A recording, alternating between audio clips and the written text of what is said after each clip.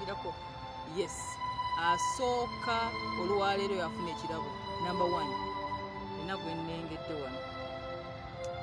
Wow. Yes.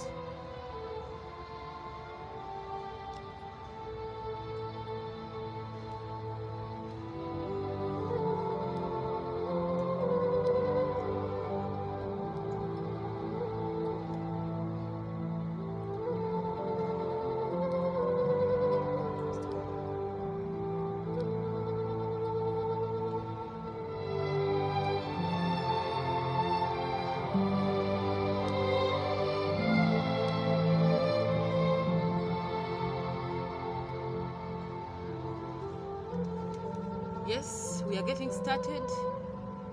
So se olwaleero yagenda receiving ekirabo. The first comer in class. The marriage and the preparing marriage for marriage masterclass. Etandise. Ita ku munno mangu. Tutandike. Nambalirwa Mona. Yasose mu class. Okay. Charity Musime, Simon Begmisa, banange tubaaniriza okuba nti mukedde mu class. Omulamwa. Yes, Charity mbaaniriza mwenna muyite ku bannammwe. Class eno egenda twala only 1.5 hours. Naye tegenda kukuleka kyekimu. Ngenda jjogera mu lulimi olwaffe olwa wano nga wembavuunulira ebigambo by'Oluzungu bye mba njogedde. Ndabe nti tukwatagana, tutegeeragana. Yes. So ita ku munno mangu by ssaawa 11:15 tuba tutandise. Nanse Musa. You're very welcome in this class. Nga ngenda bategeka n'abali singo mwena ng'omanyi nti weeyagala kubeera ng'ofuna munno mutandika obufumbo obutukuvu. I'm going to give you the journey of this preparation. So call your friends. Tutandike.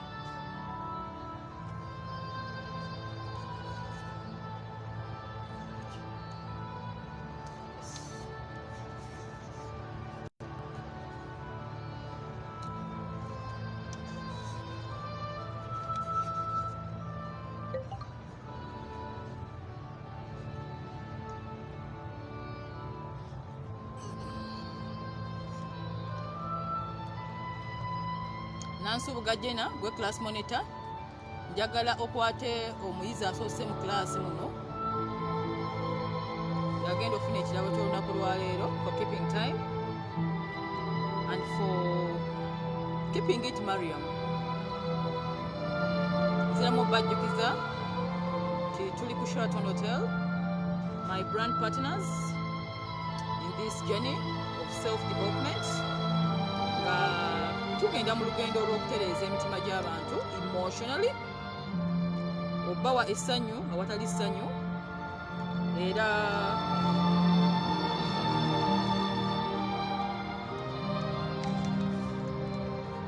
mu ddakiika nga 5 zokka tugenda kuba tutandise. Madam Mariam, thanks for coming. Yes, thank you for keeping time in class. Call your friends. The marriage and the married master class has already started. A class you can't find in school, and a class which is going to bring you that understanding of more to life, relationships, and happiness. I'm prepared. Okay, so let me just write.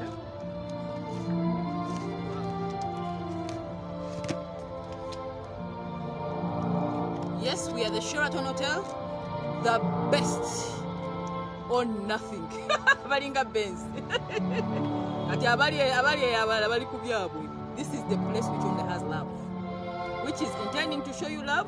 And in this festive season, they have a lot of amazing packages for your families, for your friends, for your loved ones. So if you're taking your friends elsewhere, not while I'm away mu corners there,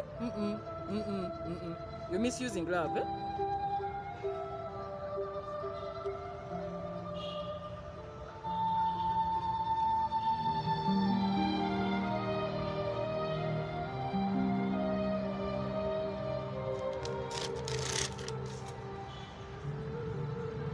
Yes.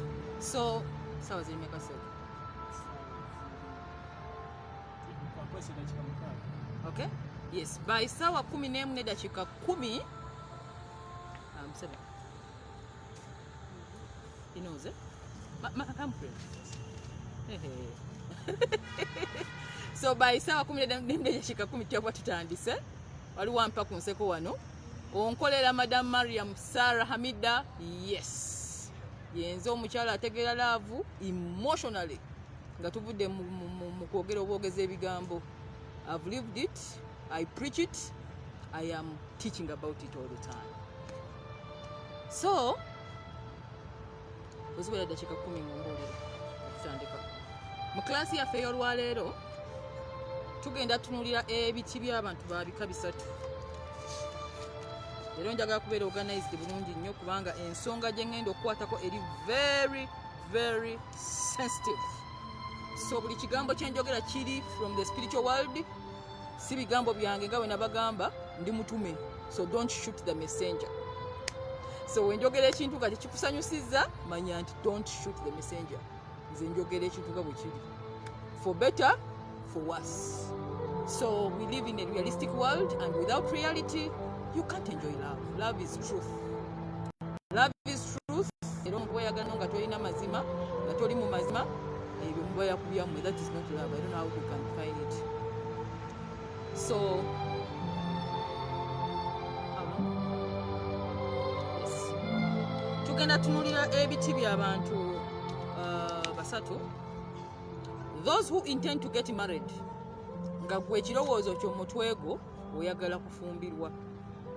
Obanga olina ekirubiriro eky'obufumbo, kiraasi eno etandikirako ggwe. Those who are newly married, nga wakayingira obufumbo, kyentegeeza yakamalamu emyaka 5 oba newly, tukuyitubala mu ba new. Mwaka gumu 2, 3, 4, 5, you are newly. Eno ye klasi yo. Eyo tugiyita induction phase of marriage.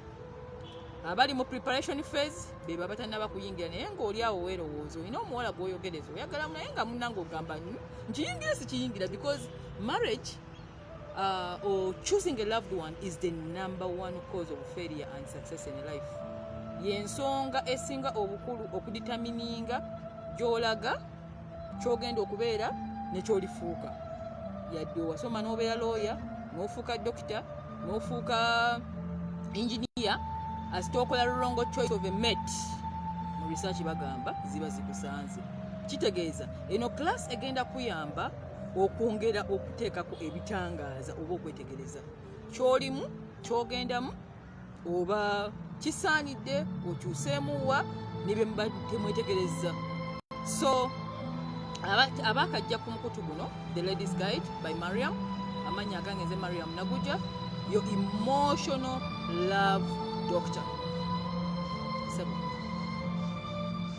Your emotional love doctor agenda okutangaza ku nsonga eziruma emitima gyammwe. Omuntu walwala agenda mu ddwaliro ne bamukuba empiso nga mulwadde wa musujja n'awona malaria. Omuntu weyekoona akagere bagenda bamusiba bandage, omanya ekyokukola, you know where to go. Bw'oba emizimu gikutawaanya, you go to where? A priest, oba a shrine. So when your heart is sick, yes, asita omutima gulwala okwagala, tosobola agenda wa musawo n'omugamba nkebera musawo mire mpekeki. The antidepressants zikola kadakika katono and they will not help you. So I am the emotional love doctor. Singa okutegeeza ensonga z'emitima gyammwe, okwetegereza, okutereera, n'okumanya omukwano guno. Ogulemye abantu ogunnyonnyola bannange, nagusomanga course number over 14 years. Kintu eki. So temulowooza nti omukwano kye kintu kyoyinza okujja n'ozanyiramu. era bangi baguwandiiseeko baguyimbako baguzannyamu firimu baguzannyamu comedy but it is the point. Era nga nnyongera okujjukiza nti love, relationships, abantu okwagalana ye point number 1 ereeta happiness mu bulamu. Yes, n'abagamba nti tebaagala bufumbo, n'abagamba nti tebaagala laavu, tebaagala kwagala, byonna biggweera okitegedde amazima gali nti love is the point. So tuli bantu babika bisatu bye tugenda okutunuulira olwaleero mu kibiina kino. N'owokisa to those who are long been married, that is the maturity phase. Nga obufumbo omazemu emyaka egiwerako, myaka ogenze mu 10, myaka 15 n'okwambuka waggulu. Ndi student wa ennaku zino technology namusomye nga kosi namba, kubanga nabyenga abantu bantawanya ne ngamba nedda kanzeeyo okusomera onsome, era ndi mu kusoma kati nayize n'okunoonya baani abandaba. Era we nakoze research mu it's called YouTube analytics, okwetegereza baani abagoberera bali mu nsi ki, ba myaka emeka ntegeera abantu bempeereza because ye message gyendeeta. Kyazuuliddwa nti I'm serving biggest number ya female gender is 92.2%. Kitegeeza mu bandaba kati mu audience gye nina 92.2 muli bakyala, era abasajja male bali 7.8. Mulaba we mbayingidde? Nze sisaaga, nasoma bukesi. Yes, nasomesebwa military intelligence. So emyaka gye mulimu gye gino. Mumpe eddakiika emu yokka mpaka kalapele my bag microphone sajitaje kuba ne munansonyiwa simanyi wa mumpulira eddoboozi limala. Yes, mumbulire nansubuga jena. How is my vocal? Later sebo leta ensawo nkebere ojja kulaba byotalina kulaba. Kikyokebera mu nsawo onakebera mu nsawo yaba okujja mu microphone. Oyagala kulaba bintu byotalina kulaba. What are you doing to yourself, young man? Ensawo y'omukyala tebatikebera. Bannaye mumpe eddakiika emu nyambale microphone. Yes. Era nno kambe nga nagireese bannaye. Microphone where are you? Munatusonyiwa emirimu mingi gituyitirako ne twerabira bye tulina okukola. Mukulu jangu onsibe microphone. Kozi tolina kujja mu video yange sebo. Kale. So abaami be basinga obutono mu audience wano. Age gyensinga osavinga kansumulule sebo.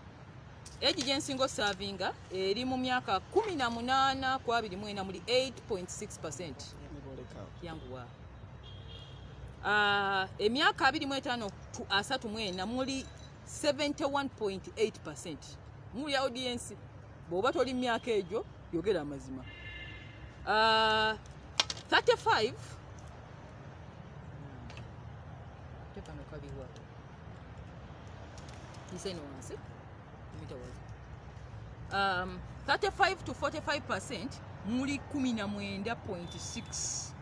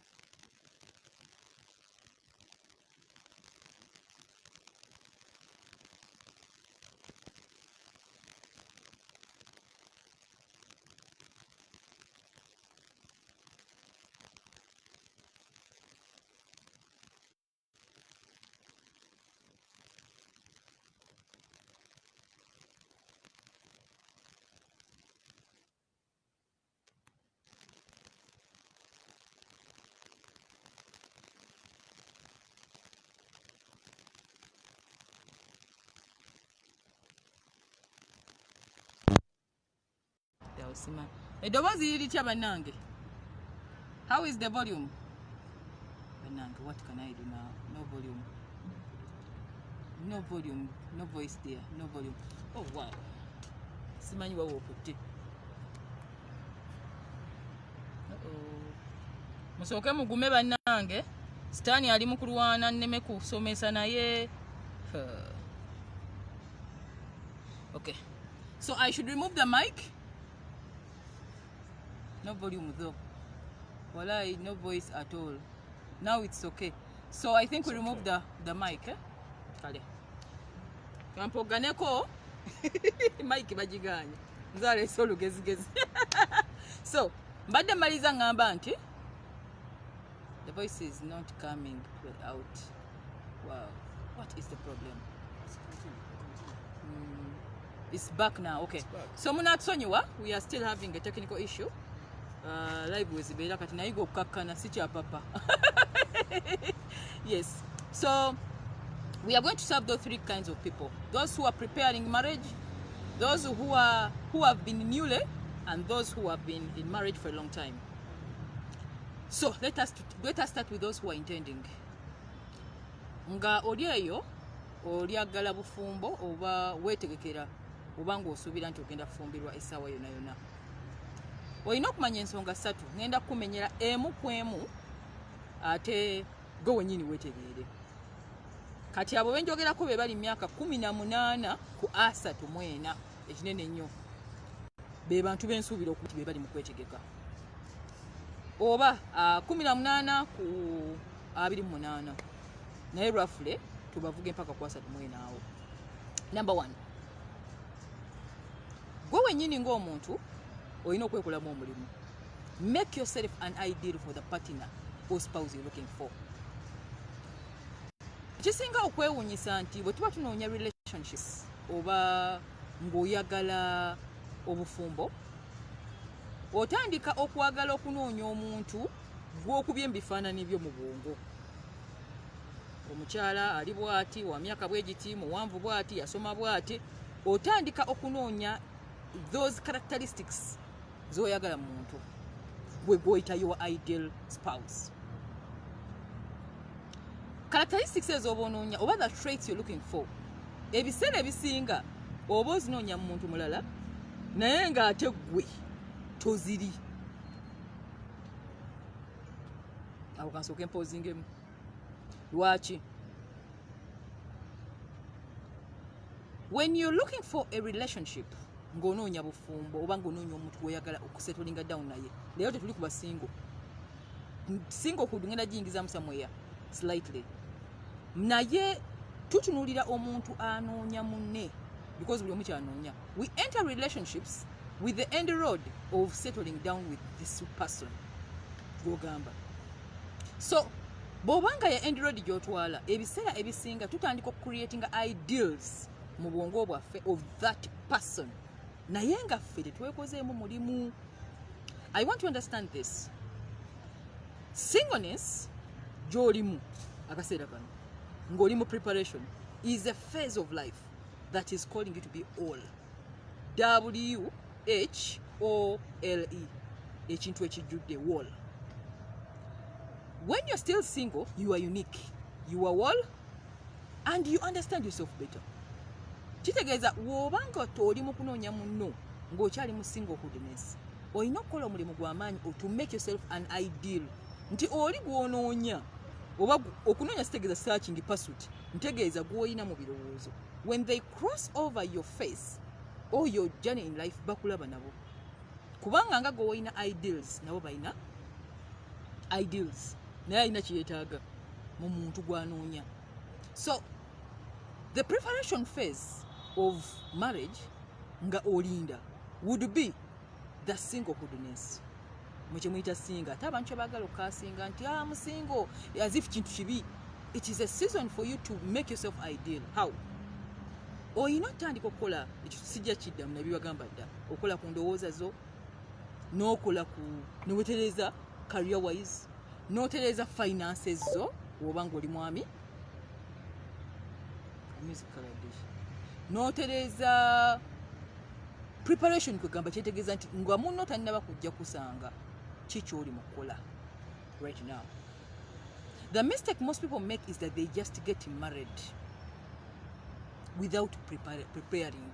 Tebabategeka, temwetegeka. Kati season yagenda okujja bweti esanga unpreparedness.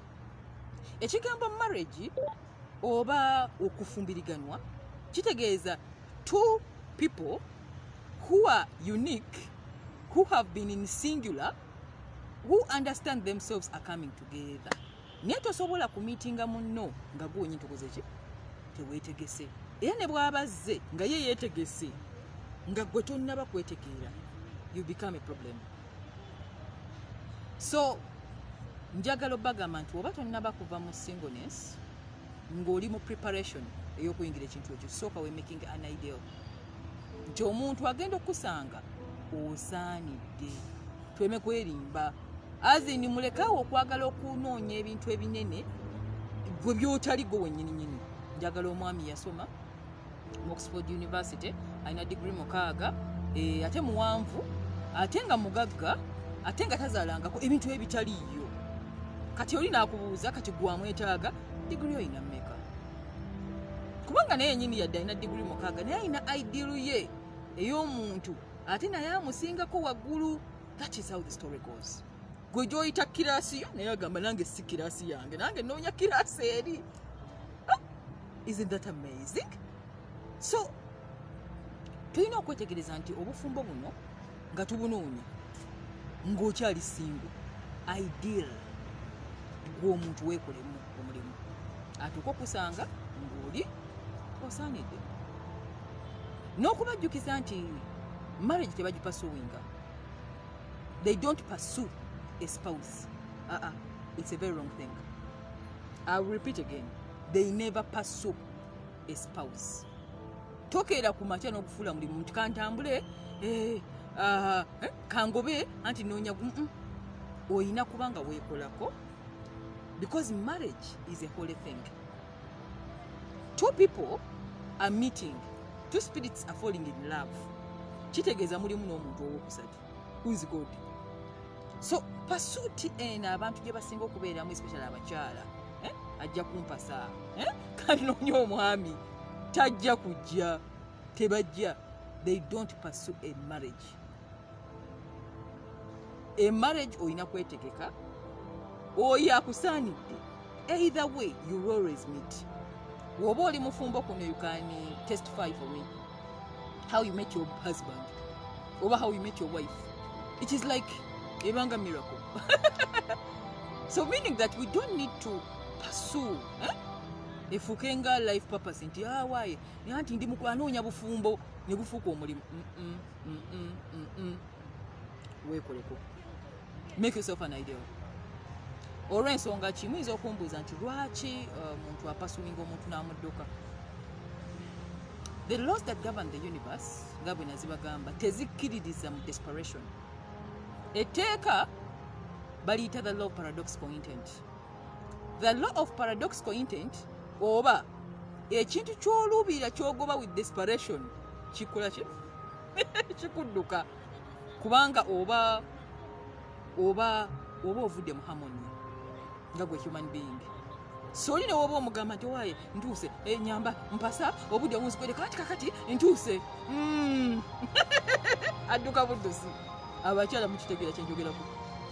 N'omwami w'opasuwinga omukazi ng'odduka misinde, they take off from you. So those ones in preparation bye birina okumanya bye bino. One, make yourself the ideal. Bwe muba munoonya bannammwe nga muwandiikawo obudotsi wansi gwe weebuuze nti nange nsaanidde, tuleme goba bintu bannange binene. Oyagala muntu wa diguri 10 gw'olina mmeka? Njagala omuntu nga muyonjo, are you? Ayina sente mpitirivu, are you working? Talina baana, tazaalangako, ate nga mulungi, ate nga musajja, ate biki. Kati gw'osuubira nti omusajja ayinza otuuka mu myaka 45 nga mulungi alina sente tazaalangako, tebikwatagana. Reality. So okwerimba kuno kwe tuyitamu as human beings kwekweta pain in the reality. This stage tugendamu induction and maturity. Kubanga obulimba obusange no ku foundation olina okutambula nabo up to the end. So abali mu preparation, number 1, make yourself the ideal. Number 2, understanding. Develop a deep understanding of a spouse.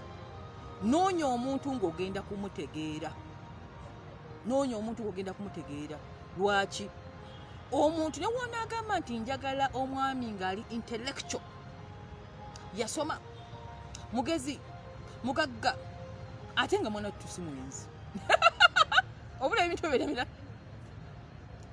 Ne bw'anaaba alina those kind of qualifications, n'atuuka bw'ati nga takuwadde chance emutegeera, obanga gwe tomutegedde ate nga naye takutegedde, relationship is on rock. Mutandikire ku foundation 0. Lwaki? Omuntu ne waabanga mulungi, nga mukyala yalungiwa, nga mukyala mugezi, nga buli kimu kiri on point, naye ng'omuntu oyo tomutegeera, tantegedde, simutegeera, relationship eba emaze okufuna glitch. A deep understanding of a partner is the foundation of an emotional relationship. Bw'olaba nti olina munno gw'oyagala naye nga tomutegeera, takutegeera, takutegeera, ntegeeza ntya? Nti nga ne w'obeera naye owulira you are like an alien. Owulira nga tomuwulira. Nga ne bakubuuza nti okay, ddala oyagala omwami omukyala oyo omumanyi, gogamba amazima ddala simutegeera naye tweyagala. That's a fallacy. Kye mulina okumanya kiri ekintu kimu. A deep understanding of a spouse gy'olaga oba gw'osuubira okuba naye is the foundation of a happy relationship. Lwaki? Omuntu omala omutegeera atandika okulaba nti mukwataganye. Bannange ne oyinza osanga kambawo example nti omuntu tasobola kuba nti atuukiridde, teri atuukirira ku nsi kuno. You'll find an intelligent man but is short. You'll find a very clever man but poor. You'll find a very rich man but very full of infidelity. You'll find a beautiful woman but dense. You find a ugly woman but intelligent. So ogenda okwesanga even if you're to make decision on choice, already oli matiga noyita kubana no bagamba niwe mbulire pasaani kubano ono mulungi naye musiru, ono si mulungi naye mugezi, ono alina ku ssente naye ate mumpi, ono buli omu alina ekintu ekimuliko. As in there is nothing like a perfect person. Taliyo.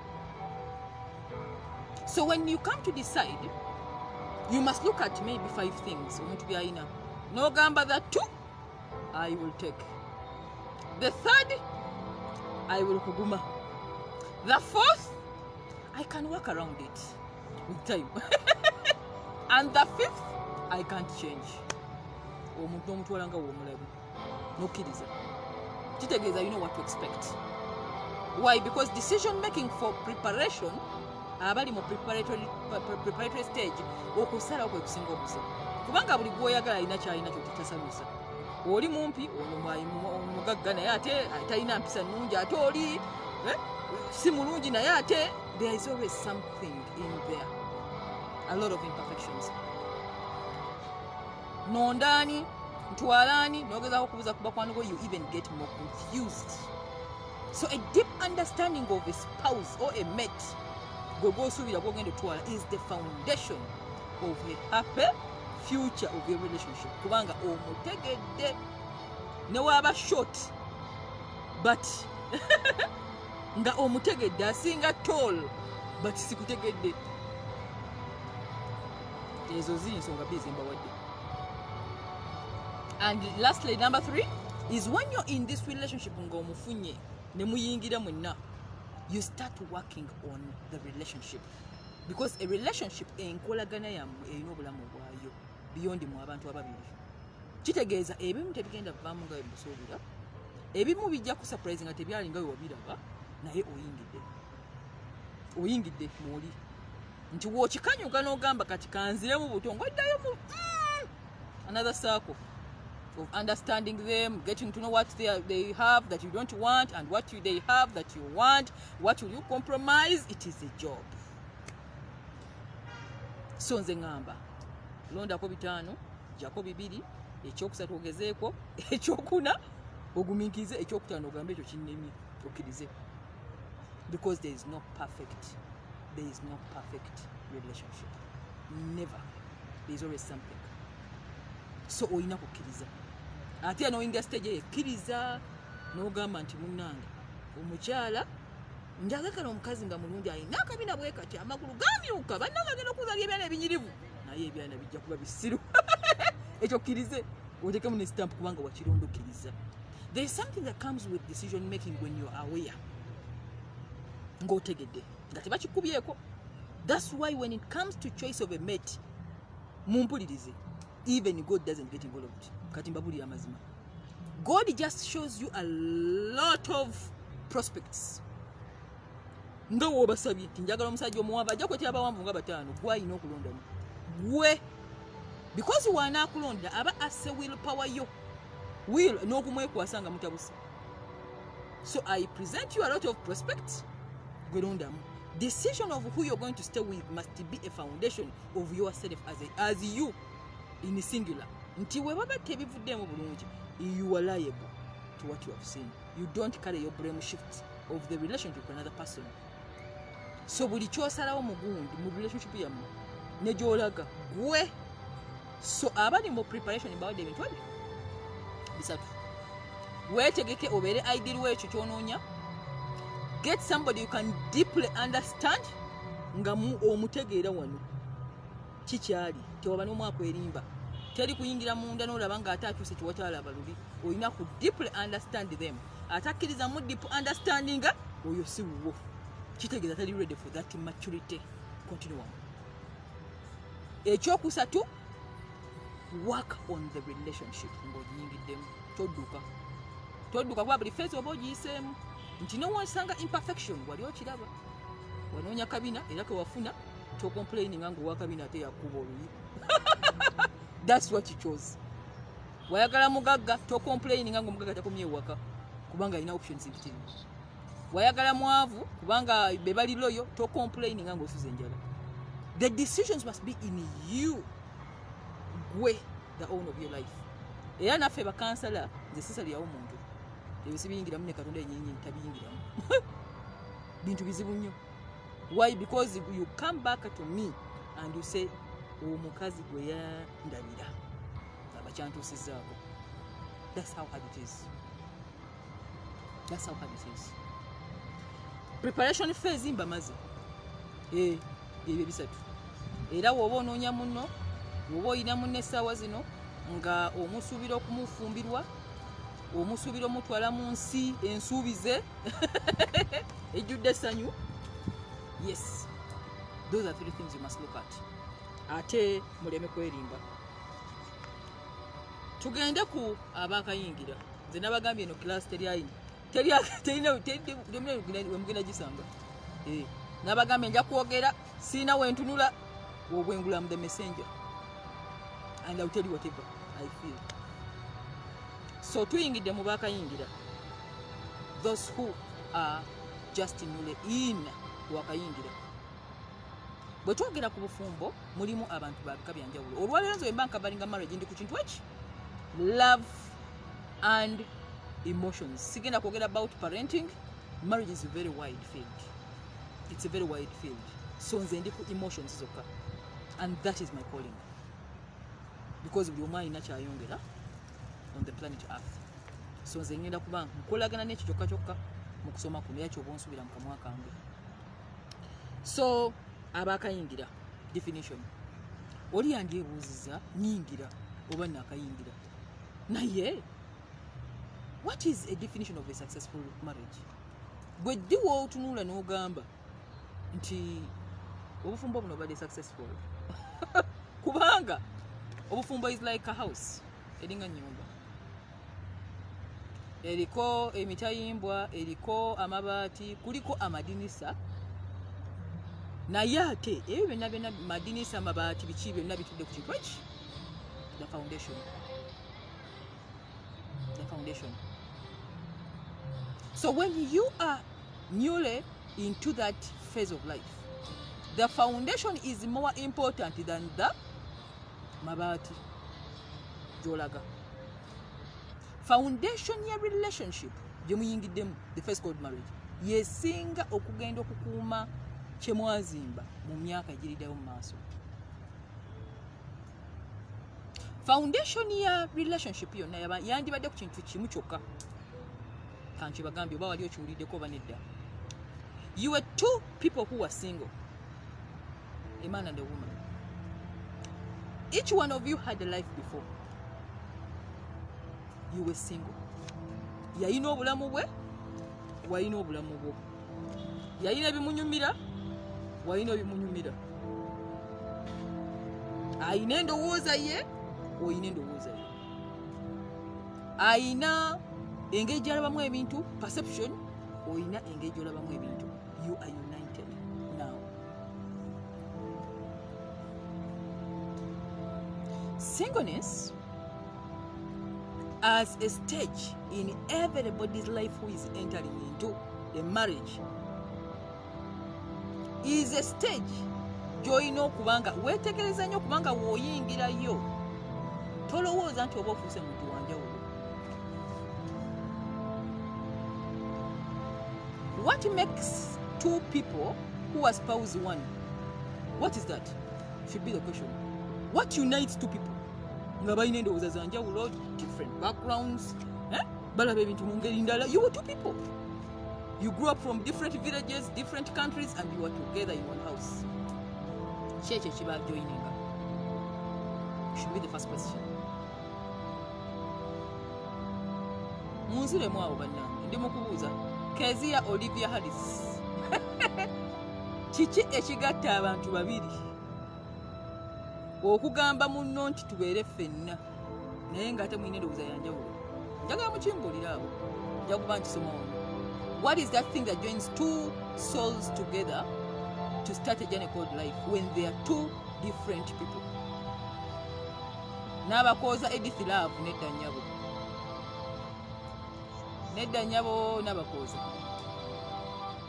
Teri ansa nfu naye Love olinga aliraanye ekyenjogera. Kiki ekigatta abaagalana ababiri? Kemi Gloria Love nedda nnyabo. Love and Care Kezia nedda maama. Wantogera ku bufumbo, we are not just talking about a romantic affair. We are talking about a journey, a phase of life called marriage. Love, Precious, Dora, Shinji nedda. Understanding Kezia ogezaako but nedda. Emotions and feelings ategeka nedda. Trust nedda. Joy Love nedda. Mulawe bayina ate nga muli mu bufumbo. Feelings just near. Understanding near. Love near. Honest and respect near. What joins two people? Children and manners not at all. Emotional connection near. Goals near. Feelings near. Wala buli omu alina endowooza ye. Solo connection. Yes, quite right. God and spirituality. There comes Jocelyn, Joalina, Doma. Oyo akizzemu bulungi nnyo. Universe ogezezaako. Yansa egatta abantu ababiri mu bufumbo. Si documentation, legal documents emwandika mbaloya nedda. Si baana bemuzaala nedda. Everything is susceptible to change. Bina bimwogedde awo. It's only one thing. Akyogedde omukyala. It is God and spirituality. Thank you very much. Kati gwe wamu otegedde obufumbo. Kitegeeza nti omuntu aba ayingira obufumbo bw'ati ku foundation ekisookeranga ddala nga tolina kye waakoze kirala. Tereza enkolaganayo ne Katonda. Kubanga ono omuntu gw'omiitinze nga bwe mbagambye ayina past, ayina future, akyuka, alaba ebintu buli lunaku. You cannot depend on what they will become. Situations change. Ne love eggwawo, it fades. Physical looks fade. Abaana bakula ne bava mu nnyumba ne bagenda, fades. Riches fade. It is only God and spirituality. Kati nze abagamba. kitegeeza nti when a marriage has no foundation on God nga mwabiyingira oba weerimba call him God, call him Allah, call him infinite intelligence, call him universe, call him buli linnya limuyita differently in every society, yet it's that one thing which joins two souls together. That's why it is written, what God has put together, no man can asunder, no man can separate them. Kitegeeza nti wajja kujjayo wakabina akusinga tuzadde abaana baba 7 years 10 years from now ng'omwana ali bwati.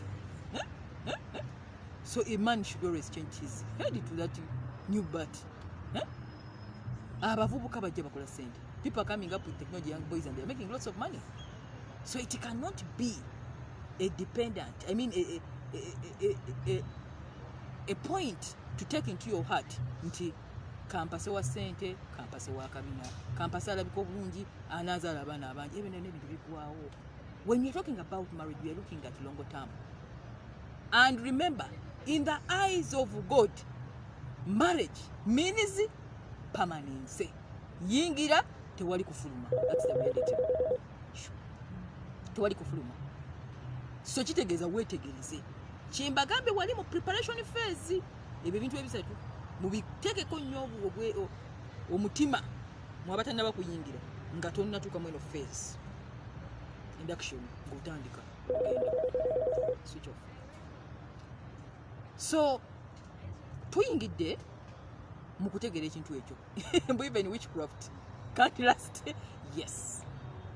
So when two people are joined by the spirit, which is the universe, which is God, which is the infinite, which is Allah, which is all that, those names they call him, kitegeeza nti bino byonna documentations emutwala mu balooya nga mwawuka ne mumala byonna biseera kubanga a document can be signed, a legal divorce, but you've not divorced spiritually and emotionally. Mukyali entangled nenda kibalaga mu maaso kyebayita cobweb. The cobweb of love. Engeri gye bagizimbamu bwe bati ogekanga tosaswa gikutula muli wamu bwe muti ng'oli omutima gugufiiramu ono nga n'omutima gwafadde naye ng'oli omunno omufiiramu. So that is what joins two souls. Era we mulina okuteeka essira kitegeeza you have to pray for your partner. Kitegeeza you have to dictate your partner, your marriage. Entalo ziba nnyingi n'obutabajjukiza nga muyingira mu induction nti the day you declare that I've married so and so, the war is on. Olutalo lugenda kuba lunene. Lwaki? Kubanga it is the bliss of life. Finding a partner, establishing a home, socially, okwetereza socially, it is the biggest kubanga kyekisinga n'obuzibu.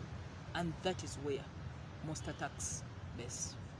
And that's why I always tell people to protect their marriages. Or protecting ennyo kubanga it is like a gem. When you play around with it, someone else takes. That's how it works.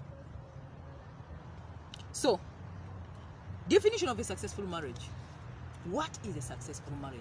Chicho oyinza okugamba nti obufumbo bwendimu buli successful oba nedda oba gundi oyo bambi obufumbo obukoze. What is the definition? Mbagambye marriage is like a house where the foundation must be good and the foundation must be very stronger than wabuluje muzimbi. Bwenjogera ku love, bwenjogera ku marriage, nesitayogera ku God mba neerimbye. It is beyond what anyone can think. So what is a successful marriage? Ngenda basomera wana akantu kamu kinasoma. A successful marriage will involve two people who have learned to be single, choosing to become one with each other. Nkaddamu nti successful marriage erimu abantu babiri abayiga okubeera bokka mu singular naye ne basalawo babeere babiri obufumbo kye bayita successful marriage. Ntegeeza ki? Before you get married, you must be successful at being single. You need to control who you are. You need to control your emotions, your attitudes, your behavior. Go wennyini kitegeeza oba omasooka kwetegeera nti munno wajja togenda mufuula kumufuula mulimu gwo. Because why? Obufumbo butawanya abantu lwakwagala cloninga bannammwe. Nojja n'ebintu byo bi ideal byo n'oyagala obijjako munno omulala. Bagambye muva mu different societies, muva mawanga ganjawulo, muyina endowooza za njawulo, mwakulira mu byalo bya njawulo, mulowooza mu ngeri ya njawulo, yet you have come together as one. Spirit ya Katonda ebagasse. Naye ate musigadde yemmwe bantu b'emamu nga tuvudde ku mpeta, nga tuvudde ku documentation ey'abalooya oba ne ba witnesses. Gwe individual nga singular olina okuba nga weetegedde. Era bw'oyingira nga teweetegedde kitegeeza ogenda kumenya munno. Ogenda mumenya. Lwaki? Ojja kwagala okumucloninga afuuke ky'osuubira kyowa. The ideal man you wanted, the ideal husband, the ideal wife you wanted. Omumenye amalize nga afuuse kyatali. Ate abimale nga tebikuze. So when two people who have learned to live single, to be them, come together and decide to live together, nga buli omu yeetegedde, bwe bufumbo bwa success. Naye bw'olaba nga oweecloninga munno oyagala akole byatategeera kubanga gwe oyagala abeere ky'oyagala. Omulimu gwakola n'ogamba ogwo sigukwagalako, nze mbadde ngamba guli gwe njagala. You're cloning somebody. Cloning kitegeeza olinga gw'oyuzaamu bw'oti afuuke gwe mu mubiri omulala. Yet everybody has their life. So we are two singulars in one entanglement. So if you don't let me be me, kitegeeza I'm going to become you. When I become you, kitegeeza ngenda kutandika okwesibako kubanga ndaba nze mu ggwe. Kitegeeza at last those are the people you find abagoberera abaami, wherever they are. Ye definingira ku mwami kubanga without them tebalina, they don't even feel that they are individuals. I can't work. And when I learned that, that's where the success of my life has been. I don't define myself on a man. Never. Why? Because I learned. We are two individuals who are singulars. If I let them be, and I become, and I be me, that is happiness of life. You've allowed another person to live. Than okwagala okugamba nti entanglement eyo gye tuyingidde nze gwe nze biri byonna ebyaliwo in the past tebiriiwo. I mean, you are two people who have different ideals, but you're in the same setting. So successful marriage eyo bw'oba olaba nga oli mu bufumbo ne munno naye nga weecloninga, identity yo oginoonyeza mu ye eyiyo mu ye oba nga ye alagayo gwe, there is a big problem. Kubanga tulina okusoma mu maaso awo kwengenda obasomesa next week okusembayo. We are going to talk about what gives rise to separation in relationships, what leads to divorces, how to deal with that phase of life also. Nze nabagamba sisiga kazigo sikola mu saloon. Ekintu kyogera nyiga nkiyisizaawo. Emyaka wagiyitambula ng'oli mu 17 year 20 year of a marriage oligamba omukazi yayogera. I told you. So when you want to enjoy a phase of life called marriage, learn how to be singular within a marriage without being selfish. Munno akutegerenga bw'olina okubeera ate akukkirizenga bw'oli. Kitegeeza mugenda kunyumirwa obulamu. Life is moving on for each other than okufiira mu munno ne mutuuka mu maaso awo ng'omuntu obulamu bwagadduse nabo nga wafuuka dda muntu mulala. Bw'oba okirimu osobola otubulirako awo.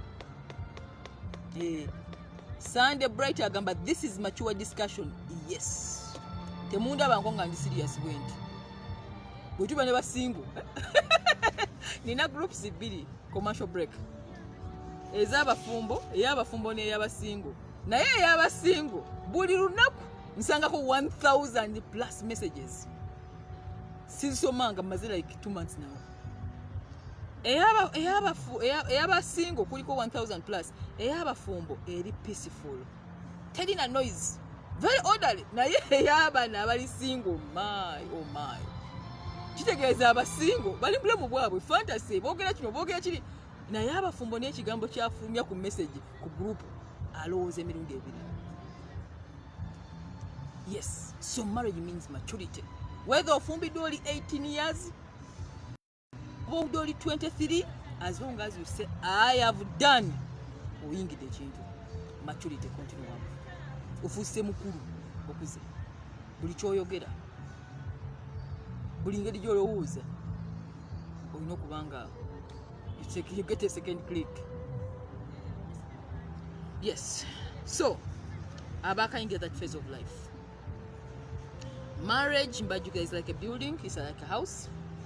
You need to first be single before you marry. Single kyentegeeza olina sooka kwetegeera. You need to be wall.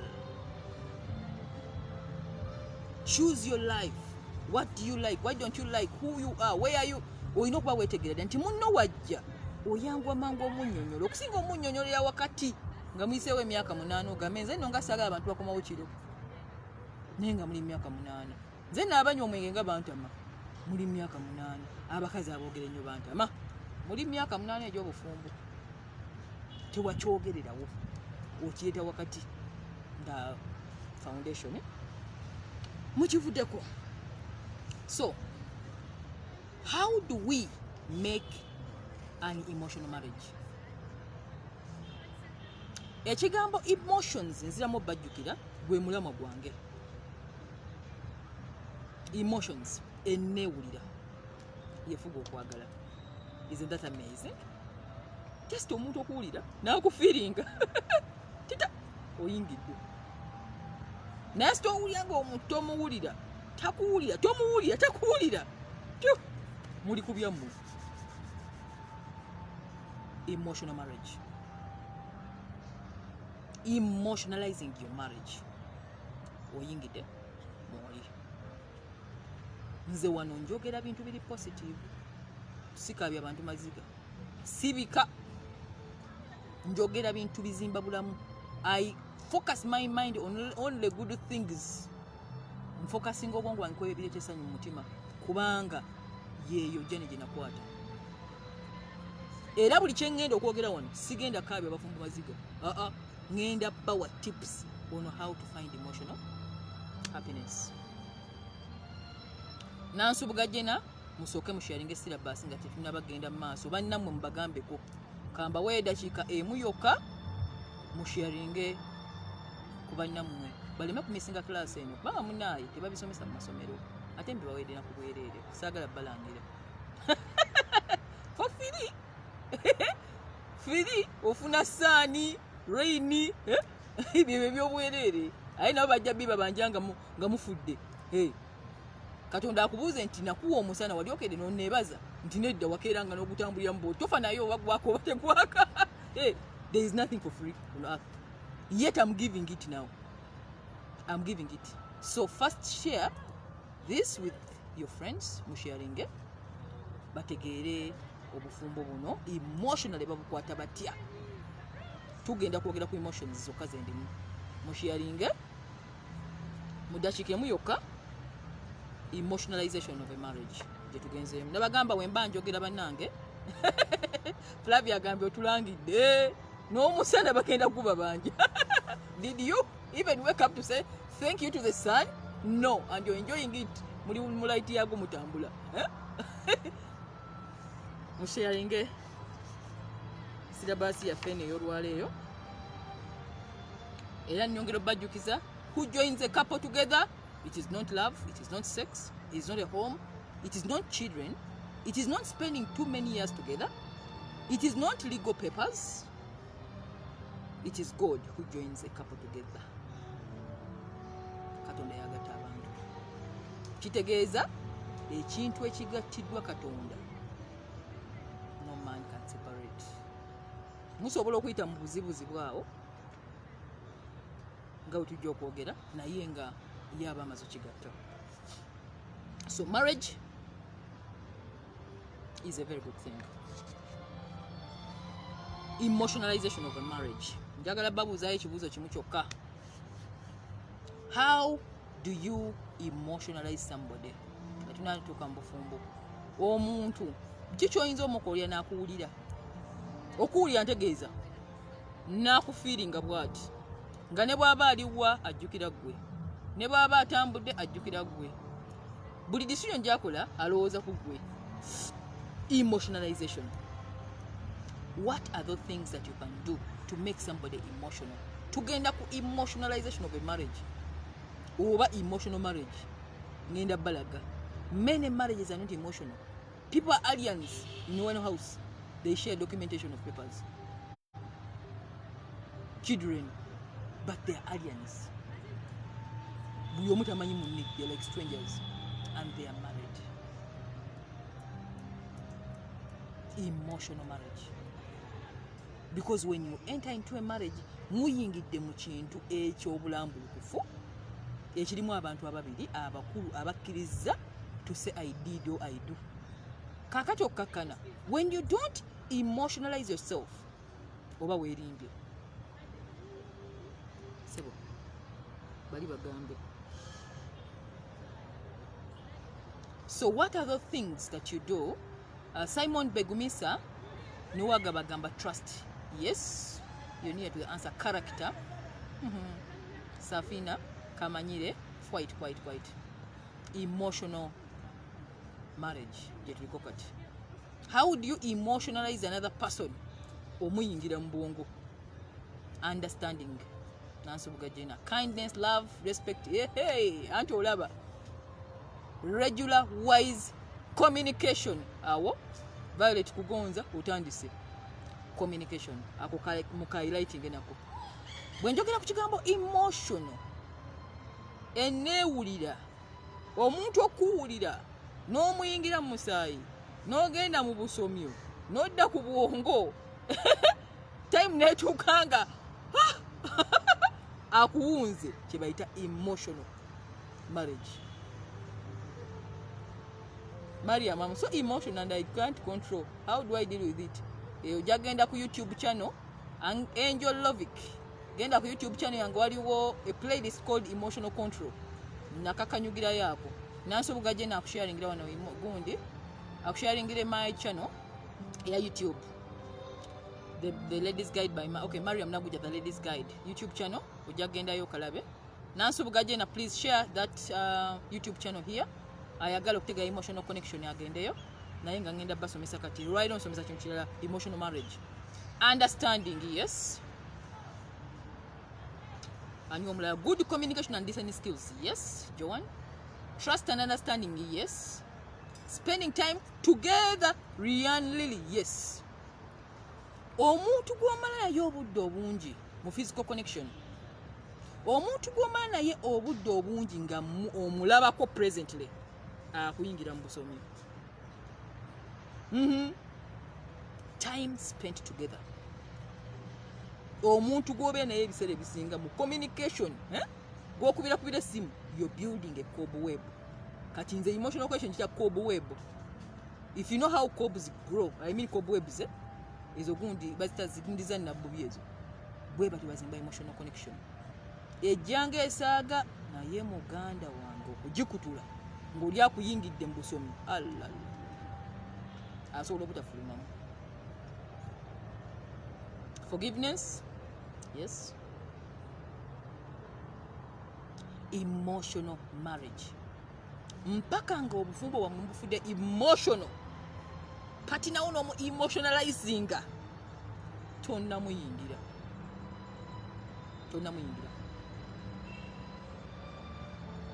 Emotional connection bagizimbira ku bintu bitono naye nga ate bya makulu.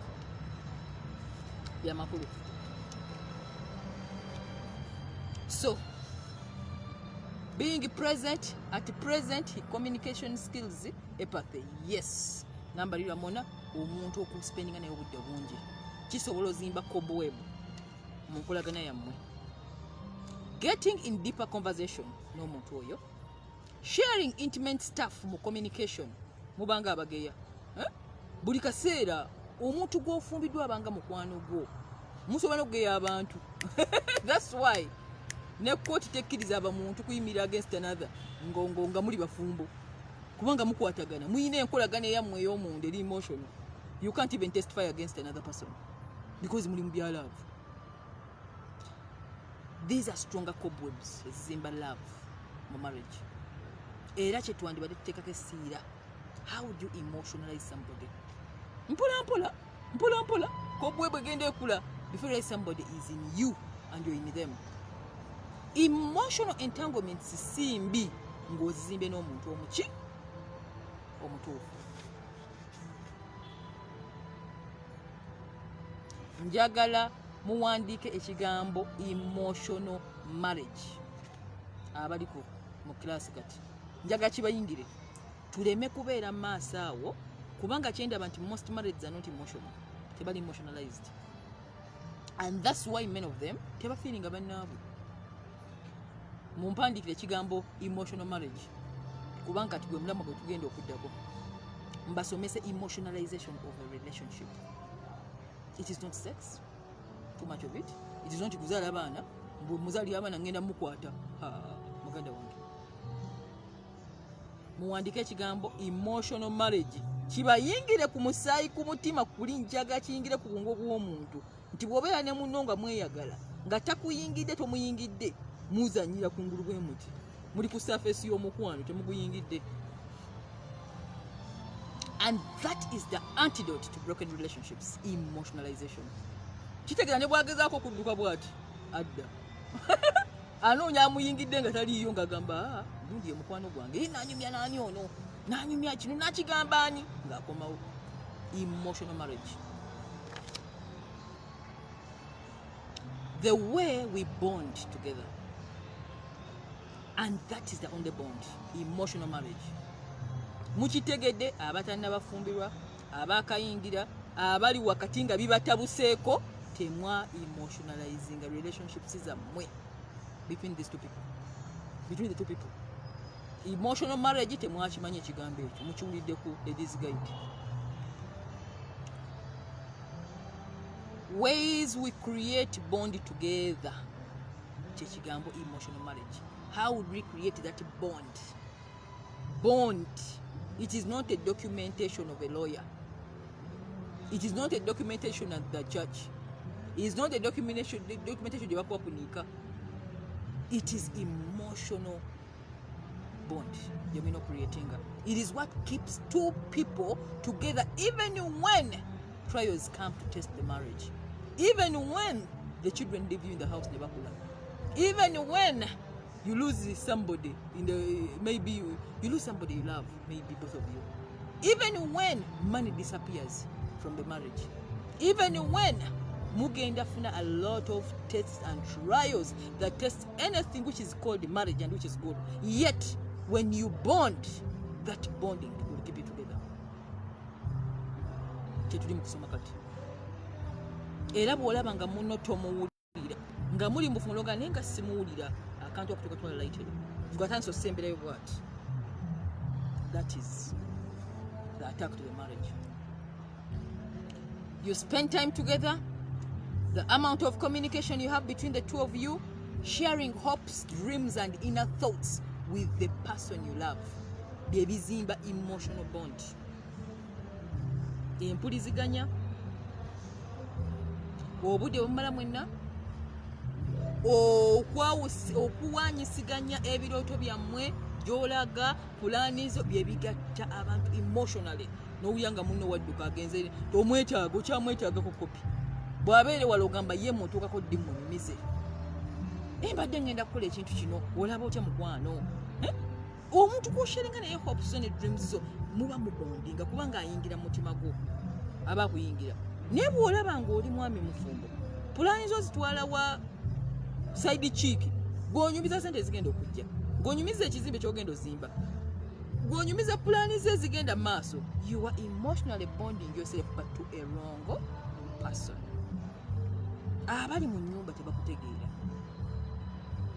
Omukyala gwe walonda naye emyaka 18 mu bufumbo takumanyi naye nga gujosula naye ate emotional bonding ogizimbira wabweru gyodduka gy'oyogera buli kimu gy'oyogera gy'omala ebiseera ebingi ennyo eyo yeewali obulamu bwo. Bino biba bifuuse documentation, realitation. Abagamba tetusiiga kazigo. Where you share your hopes, your dreams, your aspiration, that is where your emotional bonding is. So who are you creating it with? N'abakyala, creating emotional bonding n'emikwano gyo nga totegedde. Before you realize oli akumanyi, omwami we wakati akumanyi. Mikwano gyo gikumanyi n'okusinga ono. Emotional bond. Mugizimbye bweru with a wrong person. Mutaginga abaami bammwe wano, abakyala bammwe wano kambogerere. Nze amasasi gabaga kukubye nze. Mumugenda mutereze ebyammwe. Nze neewaayo. Ndi ku service to humanity. Emotional marriage. You're creating a cobweb with another person. Ne mukobwebinga naye ng'omuntu oyo talina kuba yeewu. Ye kubanga si ye mufumbo gwo. As simple as that. So emotional bonding is like cobwebs, slowly built, and they entangle you mpola before you realize ng'omuntu agubondinze naye nga si yeye. Oli mufumbo, mukwano gwe yamanya ebyapa by'amataka gye biri, wabaani, biki by'opulaninga, naye nga si mwagalwawo. Emotional bonding ekoze ki? Egaanye.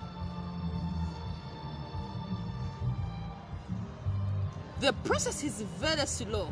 Getandika emotional bonding, but the moment the cobwebs zibakutte bweziti okuzivaamu kitegeeza newe mutuko kwawuka toyina gy'olaga. Muzimbe business ezimu n'omuntu oyo, muzimbe ebirooto byebimu n'omuntu oyo, omuvaako otya?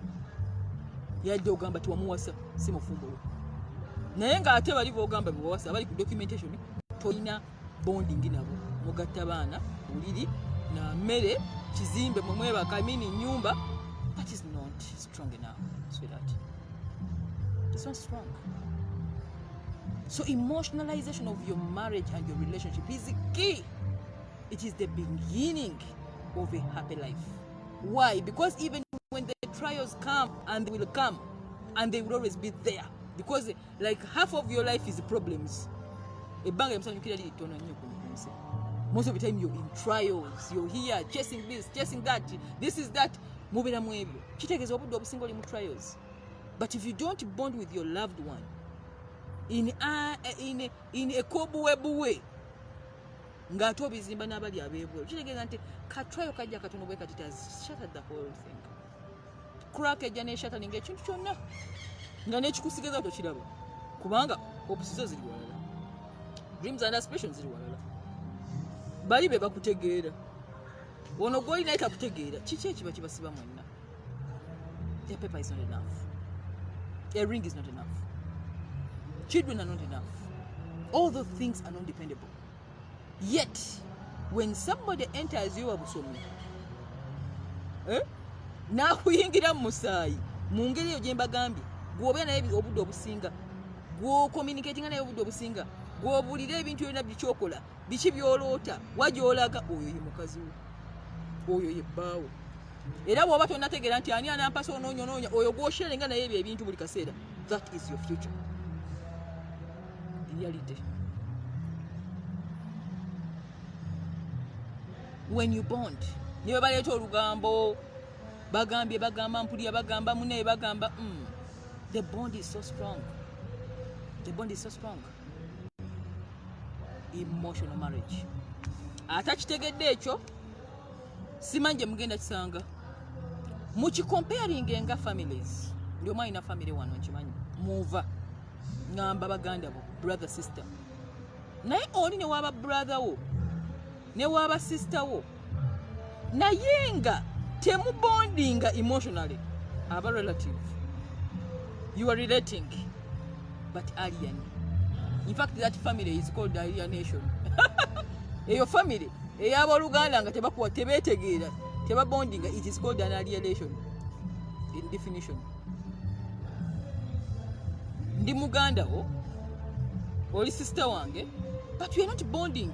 Biri temubikoze biri byembagambye byebimu ne mu families. You don't spend time together, you don't communicate, you don't share your hopes and your dreams and aspirations with your family. I don't know you, and then you come to say we are relatives, we are relating, yes, but we are aliens. That is what is destroying marriages. So emotionalization of a marriage or emotional marriage kina kubeera ku mutwe kuno wayingira wakirimu tunuli ebintu ebisatu ebyo obudde obumala nani obudde abumalawa ani gwasharinga naye obudde ebirooto bye byalaga byanakola oyo ye mukazi we kitegeeza mu documentation gwe mukazi we naye emotionally oli mufumbo wa mulala ekyo mbazambaddiremu ofangayo nnyo okulaba omwagalwa wo kikyagendako kikyakola okumuzimba ze kiyingiremu ekirooto kyolabe. That is where emotional bonding is. Kitegeeza ne bana boogera bagamba abantu bajja kujja obinyenyanyenyawo naye nga onyenyanyenya boti nga otulina kyonyenya bali bakwatagana nnyo bayinza n'okuyombamu awo tebigaana naye okakanira olina omubuuza naye kakati wano emboozi olina gy'ogitwala. There's somebody who has who knows the story of your life. Who knows the story of your life? Marriage is not sex right now.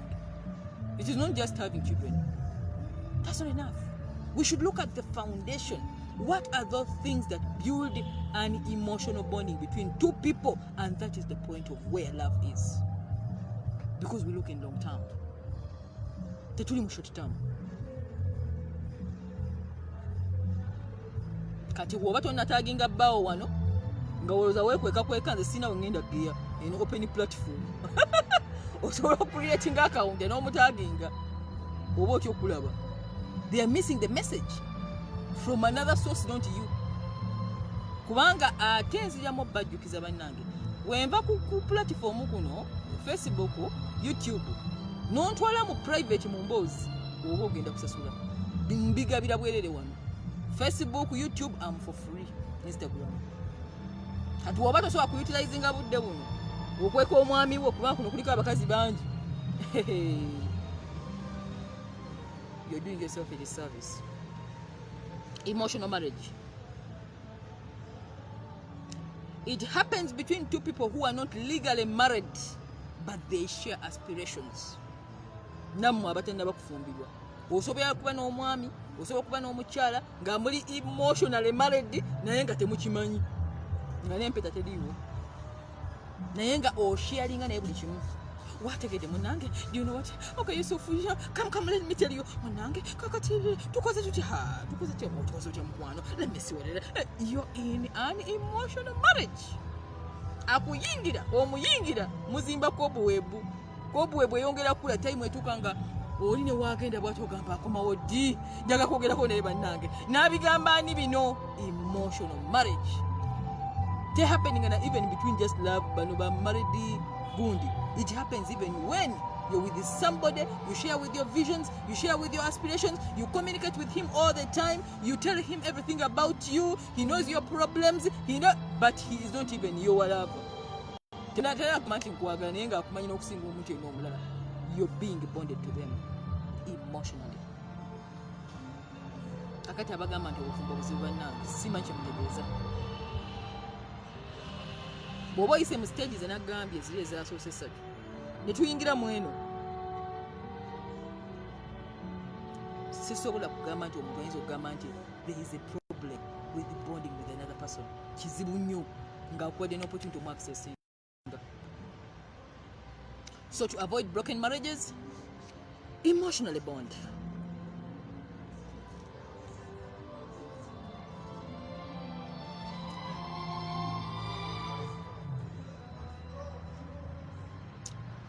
Ekiddako abali mu bufumbo bwa longo term okusuka emyaka 10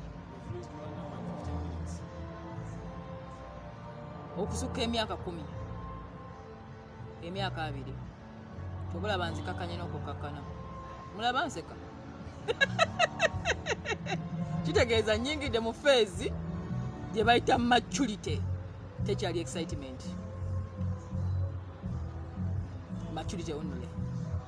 Tokyasobola kuddayo mabega gy'ova oli wakati bw'oti ate ne maaso gy'olaga naye tolabayo oluusi toli sure. When a marriage has reached an age of 10 years, it takes a new shift. It takes a new shift.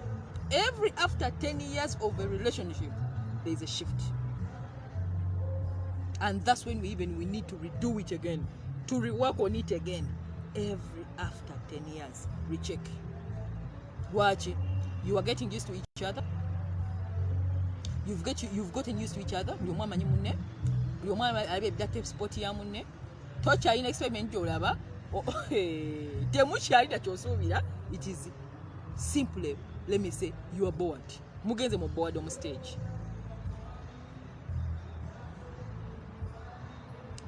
Omuwandiisi omu yawandiika. There's a book I read some time back. I think it's by the Sense. Yes, and Robert Greene. It's called The 50th Law. Yagamba bwati.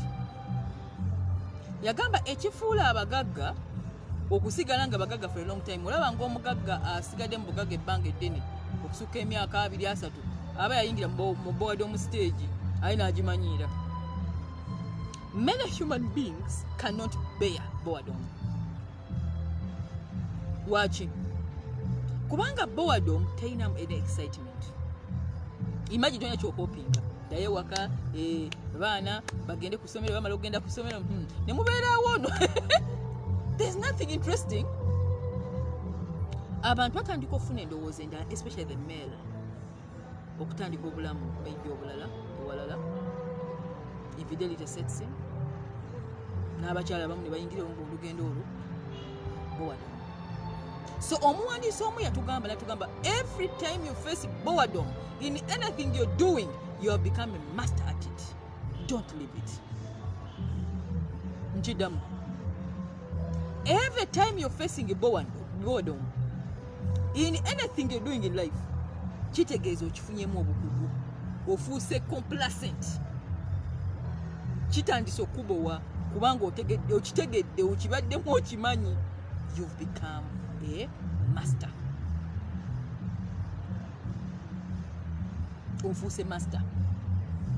Yatugamba kyekifuula abagagga abamaze mubugagga obw'amaanyi ebbanga eddene okubeera abagagga kubanga baagaana okukivaamu n'akikugukamu ne bwebanga nnyonyi egenze mu bbanga bweti aba etambula otambula ng'ekosa amaanyi matono. Kitegeeza omuntu omutegedde, omwenzi omutegedde, omulimba omutegedde, ayagala nnyo ensimbi omutegedde. You are in mastery, and that's when marriages suffer more because boredom is setting.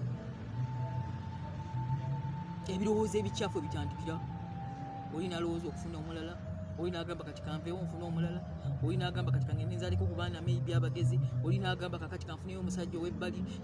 Ebirowoozo ebyo ate ne bitta kiri kye bakoleredde emyaka 2 emabega oba 10 because boredom is setting.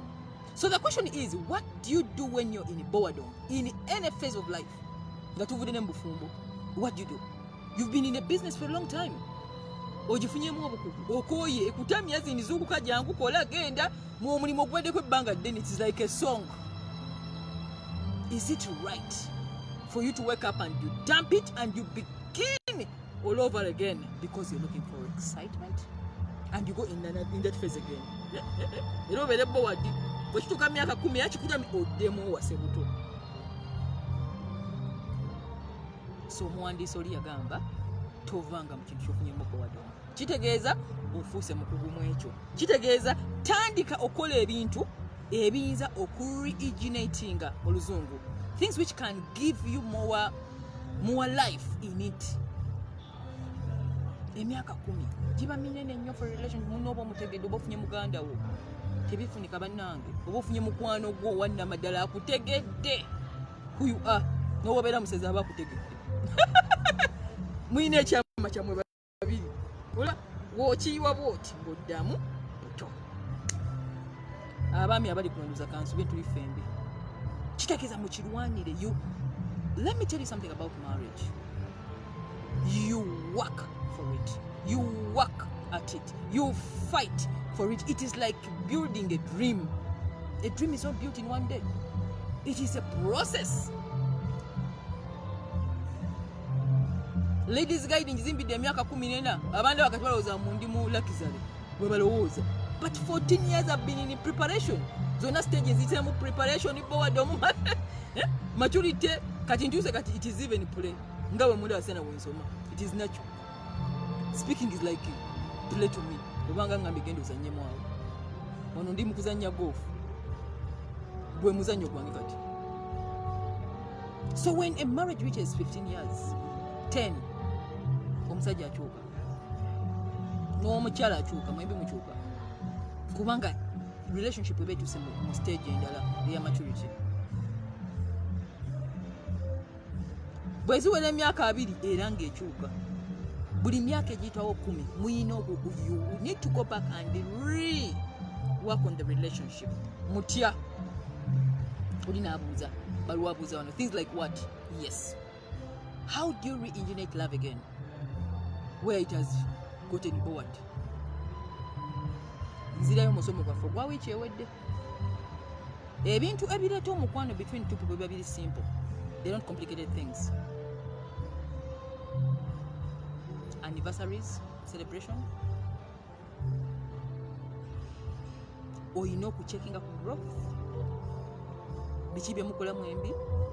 Bye muyina okuinvestinga mu mwembi like a farm. Mubeere n'ekintu ekimuyina ekikipinga emboozi zammwe. Okulimalima. Twatandise obulimi eyo. Omwami n'omukyala. Okuzaalayo omwana omulala. Wabeeyo project empya ejjaawo. Nafunye toto ewaka. Omwami face naye omulala. Kubanga bali bagenzi. Every 10 years there is a new phase. Myaka 2 another phase. That's why it is never stable. Telling no mind what will happen to you in marriage. Even as counselors, we just guide. No muntu okutandika okunywa omwenge gweyitanywa. Eyatandika ng'omuntu yali omutuukirivu ogokanga avudde ddala ku mulamwa. You need to make your marriage so spiritual. Mugendeko ku vacation oba olina ku nsimbi. Nze mbawadde bitonotono. Ebitonotono ebiyinza okukuuma abantu okutana ekintu okyakisa egeni. Biringa dream eno ojaba ogizimba neyeebaka nemala neefa. Ne relationship weeri. Sisobola bimba malirayo. Ebisigadde abanneetaaga mujja kujja mu private meeting. Biki ebisoomooza omuntu yenna ng'ali mu relationship mumanye nti buli omu bimusoomooza. Tolowooza nti gwe oli wanjawulo ku balala. Ekiri ewuwo omulala naye kiri mu version ndala naye nga naye alina story ye. Bwe kityo okikola.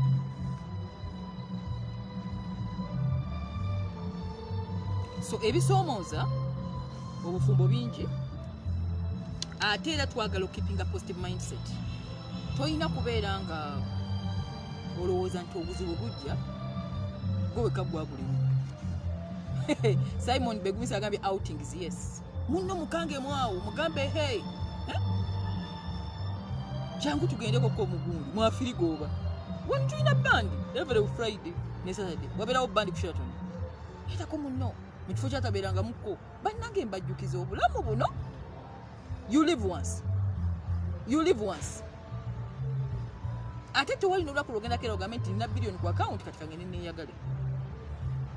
Every day must be like your last day on earth. Live every day as if it's your last day. Nze bulamu bwendi mubana isingenda balimba. Era olwaliro mbadde ndi mu kulya lunch ko ebyokulya byange banena byera bidanti spirit.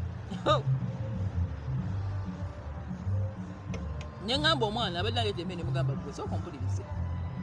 Andeetedde emmere gye sitaamutumye. Namutumye emmere yali tandala. Ne mugamba sirina lunaku lwe ndeeta sitayagala tekiibeerangayo.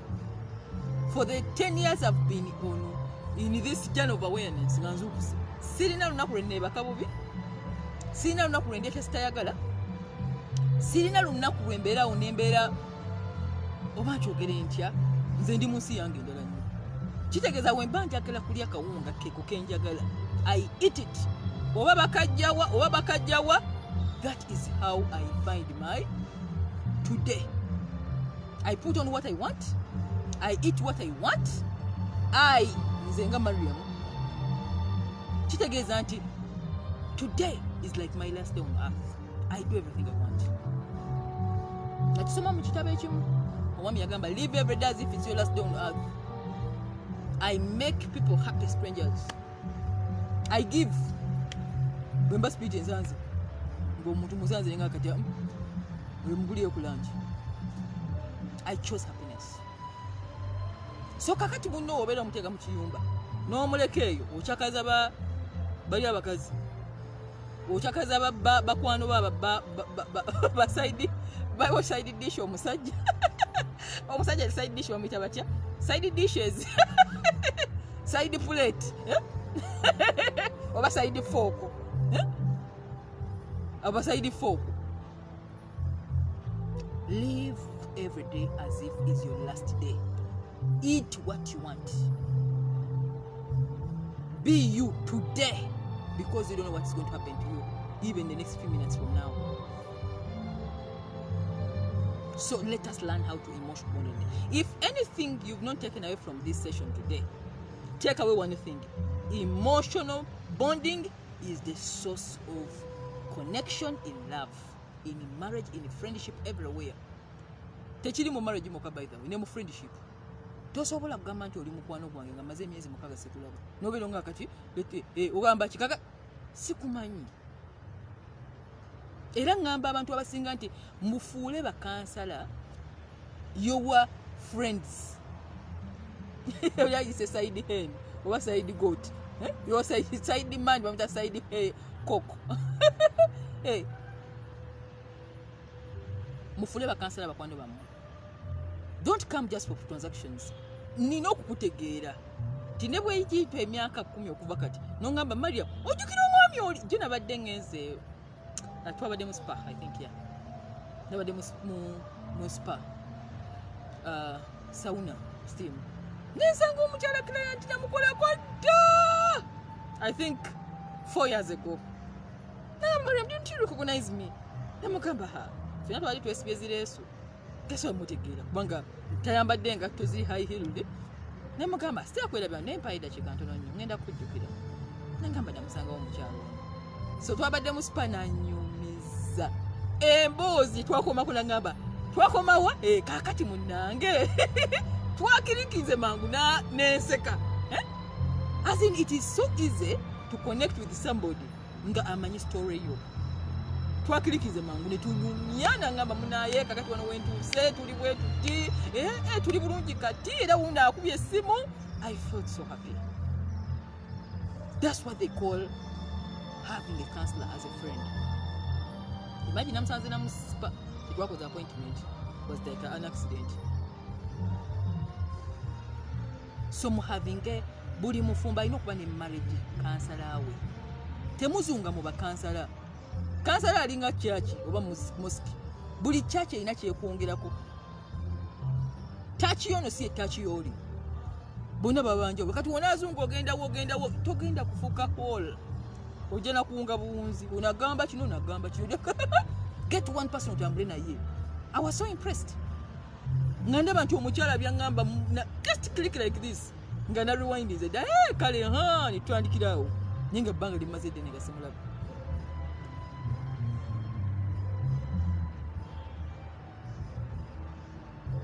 Have a private counselor. Make counselor as your friend beyond the transaction. So that mutu gogenda ye ku marriage yo. Ngasi muganda wo.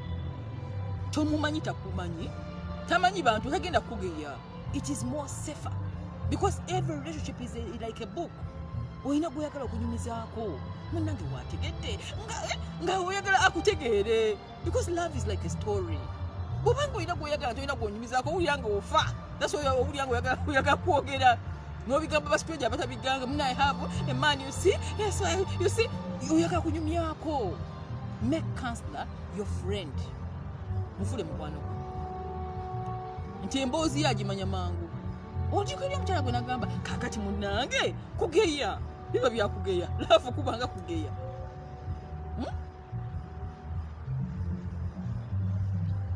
obufumbo ng'obuwangaddemu ebbanga ddene eno entanda gye nkusibirirwa oli wakati weliba ddungu wayingira eddungu onoonya amazzi oyasisi ag'okunywa tomanyi wagasanga naye oli mu ddungu bw'oti bw'odda emabega tekikuyamba bw'otagasanga amazzi ate oyo ojja kufa so oyingidde ekintu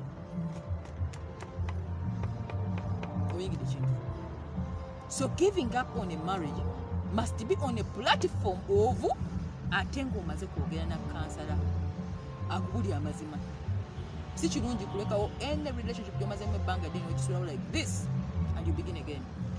It's a lie. Kanfune ku lwendo lw'amazzi bannange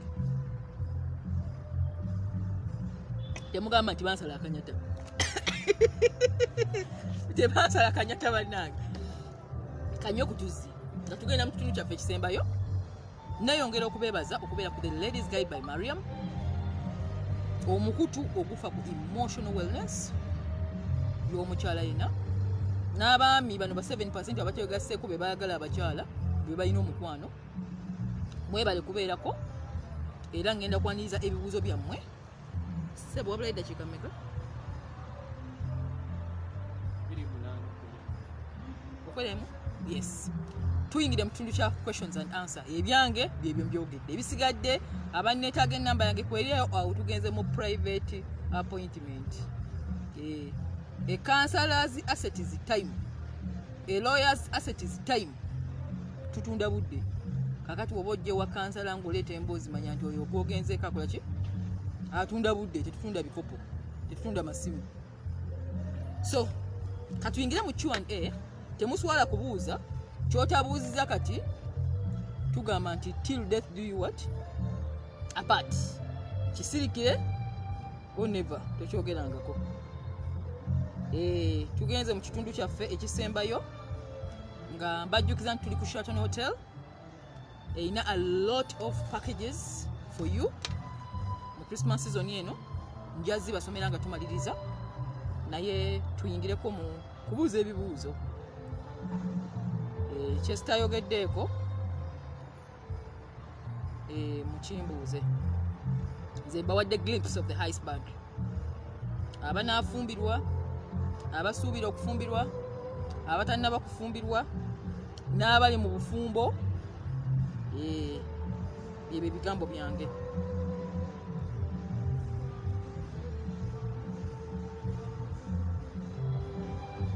Yes, tuyingire mu Q&A. Is it possible to connect with a lover online?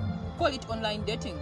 Mary Katasi abuuza nti osobola connectinga n'omuntu ezo fantasies zenja okugamba kisoboka naye ebintu bya online dating ebyo nkusaba ogende ku mukutu gwange ogwa YouTube channel ogende mu the dating do's and don'ts. It's a playlist bagita the dating do's and don'ts mwenayogera ku social media love n'ebizibu ebigirimu ojja gendeyo Mary okebereyo olabe ninze ebibuuzo byammwe tulabe engeri gye tweyongerayo. Mwebale kutweyungako era okubeerawo omusanyuse nnyo okuba nti abantu baagadde obufumbo bannaesi nabadde nsuubira naye munda z'okwagala kwa laavu n'obufumbo. Niiza ebibuuzo tweyongereyo. Mbajjukiza nti Sheraton tuli bafumbo okubatuusaako ebintu bino bye mbagamba okutuwa environment okundabirira nze nga nze. Tulina spa, tulina gym, tulina band 5 star ladies guide here to guide you. Ate era nga mbajjukiza nti erinnya ladies guide nzaalina nzeka in the whole world n'abazungu balitya kubanga ekigambo guide kitegeeza omulungamya kale ate olungamya otya abalala nga gonyini oli mu kavuyo ekigambo ekyo. Deborah Kisaabuuza, what do you think about men who marry 4 women? Isn't this a total lie? Akabuuza ako Deborah nze ngamba ansi ogezzeemu mu kibuuzo abakyala bana mwina mbaagala akantu ako Answer eri mu kibuuzo omwo munnyini totolai. Anna Amina, Mariam, how can you handle friendship when your best friend is more understanding than your husband? Oh, I mean, nga akutegeera nnyo more than the husband. Emotional love gye mulimu. Akutegeera okusinga omwagalwa wo. Kitegeeza oyo ebbaawo. Mu nsi y'omwoyo oli mu documentation waliwo obuzibu awo. So Anna Amina, kitegeeza either tuwawa opportunity mwami okutegeera oba wakibuusa amaaso, kubanga okuzimba friendship ne mukwano gwo n'akutegeera osinga omwami wo, it's kind of dangerous. It's kind of dangerous. I would think work on your marriage. Work on him okutegeera okusinga mukwano gwo. It's wrong. Kinabagambye nti abakyala bazimba emotional connection n'abantu abakyamu nga temutegedde. Kamanyire Safina, how do you handle someone who doesn't have conversations with you in the relationship, even when you are willing to have? Question eriemu mwatandikira ku mulamu waki. Yaja twogedde ku emotional love eno, tekigaana kuba nti abantu abasinga batandika relationships ng'omuntu takuliimu, gwe n'obiforcinga. I'm sorry to say it may not be the case with you. Naye bw'olaba omuntu ng'ali naawe nga takuyingiramu takkiriza, sooka weebuuze lwaki. Most of the time waliwo akakunizo awo. Abaganda bakayita kakunizo. Question mark oba exclamation. How do you maintain a long distance relationship? Sakawa Wilbanzija. Long distance relationship is a full topic on its own. Twagikabaringako ne mwami House of Wealth Professor naye njagida mu longo term. Era nga bwe nabagamba nti SOPs mu love zezimu: religion, children, extended family, abaana mugenda zaala bameka, how you handle money in a marriage, byebimu everywhere. Zezo platforms gwolina otunulira enkulagana yo ne munno kubanga bye birimenya okwagala. How do you handle a partner who prolongs the hunger towards you? Who prolongs hunger towards you? Like what the Bible says, when somebody is very hungry over you, kakana. Because when you're kakana, na yo bomo kakanyiza. When you see someone is so hyper in hunger, hunger doesn't solve hunger. Hunger is solved when you are soft. It's a proverb, I think. Yes, it's a proverb. When someone comes with high tempers, we kakana. It's the way you chase away hunger, but you cannot solve it when you're similarly hungry.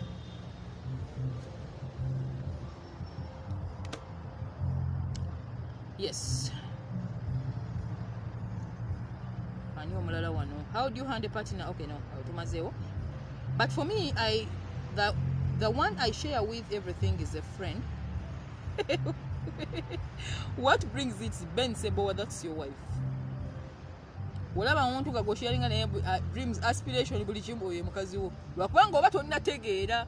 That's why it calls for spiritual understanding of knowing who is your ideal spouse. Nabagambye era ekigambo ekimu nti olaba ng'omuntu nga osharinga naye ebirooto bingi akutegeera, that is your future. Precious Penny, Madam Mariam, you talked about not changing people. And with that, it's 100%. But talk about people who try to give ideas to better your wallet via business and other investments. Nayenga, it's like forcing them. Ate nga olaba bibatwala mu maaso. Anti ngamba Precious siganye kwewa ideas. It's okay. Ideas is we share them. Cloning somebody kitegeeza okukyusa omuntu kikyali. Nga mwonagamba saagala bakazi balina mpiri mpanvu zisaleko n'azisala. Saagala bakazi batambuza kakondo. Najjamu engatto ez'akakondo. Okumukyusa ku ggwe ky'oyagala. Saagala baami bazanya sports n'aba ku sports. Njagala mwami ng'atuula wakati nga mulabira ku TV. Na otandise okyusa omuntu. We are not disagreeing with exchanging ideas. That's okay. Because idea sharing is part of relationships. Chanjogerako wano is cloning somebody into who is not. Sagala mwami nga si musiraamu siramuka n'omusiramula. Sagala mwami nga si mulokole n'alokoka naye ng'alimbye ng'omufudde kikyatali okusanyusa kye bayita cloning. How can I manage communication in my long distance relationship? I'm coming nabulime zam tujja kugendayo mpola mpola. How can someone handle relationship when you are far away with your from your husband? That's long distance still. Tujja byogerako. Jackie Muwanguzi, Lady Mariam, my question is how to handle emotional marriage when it is one-sided. Yes. Jackie, obuze kitufu ekibuuzo ekituufu. One-sided relationship. When somebody takeyaringa, nga gwe ateekamu nnyo ye nga tafaayo. Nga gwe ateekamu ye nga tafaayo. When you're in a relationship which is one-sided, nga gwe ayagala ennyo, omu ali ku receiving end, nga gwe ateekamu ye atudde afunamu. It means, first of all, choice gye wakola. Ayinza okuba oyo omuntu si yeye. One. Or two, bw'abanga yeye, kitegeeza temwazimba budde kubeerako mwenna. Era bw'oba wakawasa omuntu wandifunye nnyo obudde okumuliraana ennyo. Ne bw'oba oli mu long distance, sooka obeereko n'omuntu emyaka nga 5-6 olyoke oddeyo mu long distance. Ng'omufiirinze than okumulekawo n'ogenda ne mutandika communicating bwe muti nga temwerabako. So wano nze ngamba checking a foundation gye mwatandikira. There is a problem. Can you learn to love someone? Yes, with time. With time. And when you practice those emotional things, we never gambye. With time. Omuntu osobola okulaninga okumwagala. Ankendeezeemu wano akataala katono bannange. Yes. Womala okwezuula ne weetereeza. Can you go back to your ex who used to love you truly? Deborah Kisa. Kati gwe Deborah Kisa kyolina okumanya kiri kimu nti gwodayo wa ex ogoloza wamuleka waali. That's a wrong thing most people think. Nti oddayo emabega osuubira nti oli wamuleka w'omusanze. A human being grows every day in thought, in body, in feelings, in emotions. Olunaku bakula bati bakyuka. Tosuubira nti gwogenda kuddayo emabega kukoza oweetereza olowooza nti wamuleka wamustayingisa put nti lindako kankomewo kati ebeeraawo nzija. N'osooka n'odduka n'ogamba kati kanneetereze kanzeewo mu kime. It is wrong. It is wrong. That's confusion actually. Omuntu owamuleka si waali. Kubanga naye yennyini aba akula anya yalaba abantu abalala. Yes. Yes. Masia Simwe. We have been in a relationship for 4 years now. We are planning to get married. And all our family know us. But my boyfriend is trying to say that he doesn't know me. What can I do? Know me. Okay. Tamutegeera. Yet the introduction and wedding is next year.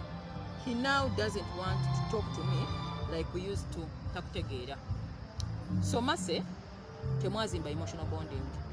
Tuddayo ku bigambo bitwogedde nga tutandika. Emotional bonding bagicreatinga batya? Ospendingamu omuntu obudde obungi ennyo, omuntu okutegeera ebirooto byo, omuyingiremu oba yingira mu kike byayagala. Omukambi kiyosinga okwagala mukwano kapiira oyagala nnyo osoma ebitabo oba oyagala olina okutegeera omuntu bw'oyingira mu kyoto kye oba oyingire ku soul ye. Man is not for only love and sex. There is more to that. So yingira ebirooto by'omwagalwawo awo ajja kufiiringa nti omutegedde akutegedde. Kyeŋŋamba nti nkutegedde nga gwontegedde. That's how it is. You've not understood me. Kitegeeza sinna kutegeera naawe. So tokkiriza bufumbo bwo kufa olw'okuba nti omuntu agamba tomutegedde. Re-engineate it. Mutandise okuba emotionally distant. Re-engineate it. Yes. Tubuzayo dakiika mmeka ssebo? Tusigazayo akadakiika katono. Bwe mba ssomye ekibuuzo kyo nja kuddamu offline. Abasigadde tujja kwogerezanya on private. So Mwihachi Shiba, what do you do when a man who shows that he loves you, but again, on the other hand, he denies that he ain't in love with you? Read my book, The Lady's Guide to Fulfilling Relationships and True Happiness. Kanakatabo kano nziramu kabalagabana ekalimu ansa ya love y'omukyala kajja kulaga how to tell that a man is using you. How do you tell that someone is into you or not into you? How to define your role in any relationship. The Lady's Guide to Fulfilling Relationships and True Happiness. Bw'omalaako ng'oddako kano emotional happiness. Buli kyenjogera nkiri emotional. Emotional happiness kagenda kuyamba okutegeeza ebyenneewulira. The Lady's Guide. Okutereeza enneewulirayo by telling yourself the truth about relationship. Shamila Katengwa, what advice do you give to a person who wants to marry another woman because the one he married at first is from a different religion, yet she is not ready to convert? There is a problem. There is a problem, but like what I always say is that it's relationship is more than what meets the eye. You don't just jump out of a relationship anyhow. There is always a gimmicks in that. Nga wolabye nti yamuwasa ayaga kibuka naye golowooza oli ali redo kita awe wali obuzibu kati omwami alikoboka bamuteyetegereza nze zi fact etaano ze mbagambye: religion, children, extended family, the way you handle money, and biri bitaano bimulina otunuulira ng'omuli mu bufumbo ebifuga marriage. Decisions ze mukola zigenda okukola ki okuvaako ebintu ebirala. Yes, ndaba bakuzeemu dda religious differences bangi bakuzeemu wano. Birungi Esther, how do you handle a guy who pretend to be interested in communicating, who pretend to not be interested in communicating? Nansubuga, the narcissist, they play with communication. So makatabo kano, or go to my channel ojja kulaba the narcissism, the rise of narcissism and how they behave. They are in and out, they are in and out, they are in and out. Tomanya chichaddako kulowooza. Yes. How much do you sell your books? Yes, 50,000 shillings. Depends on where you buy it from. They're available in Aristoc, Uganda Bookshop.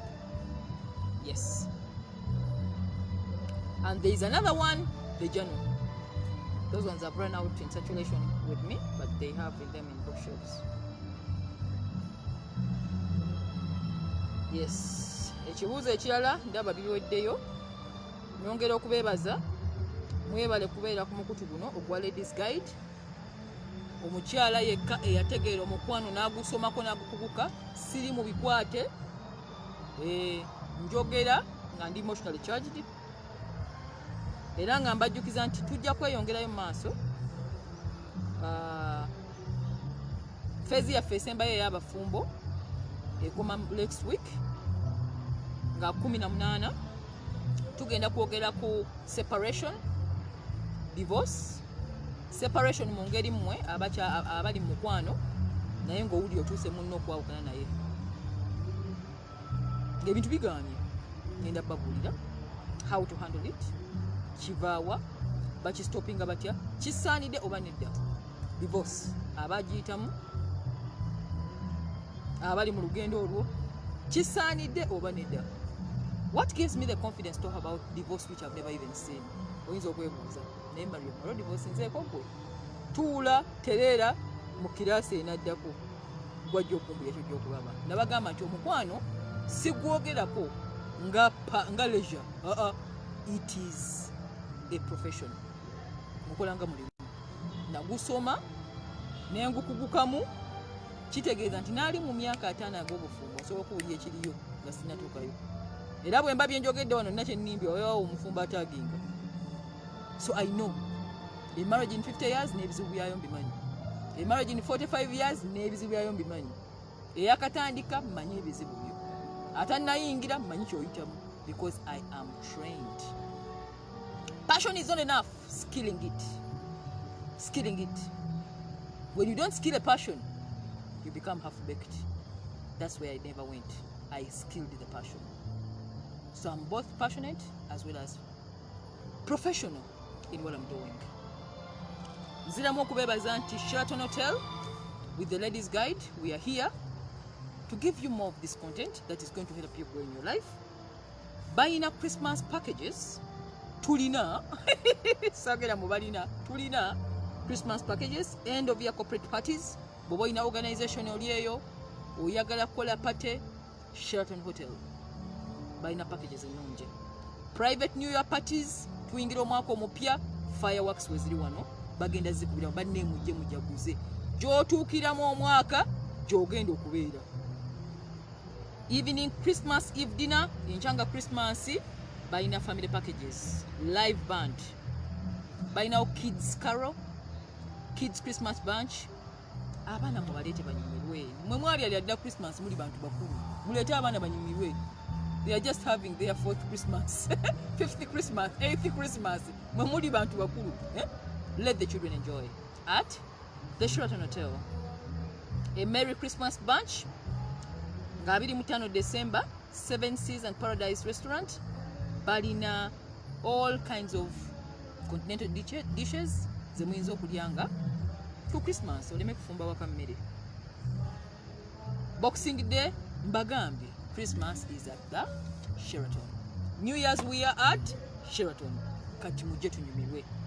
Nziramu okubajjukiza nti amannya gange nze Mariam Nabuja, the Ladies Guide, passionate about love, an author who is so passionate about knowledge and growth.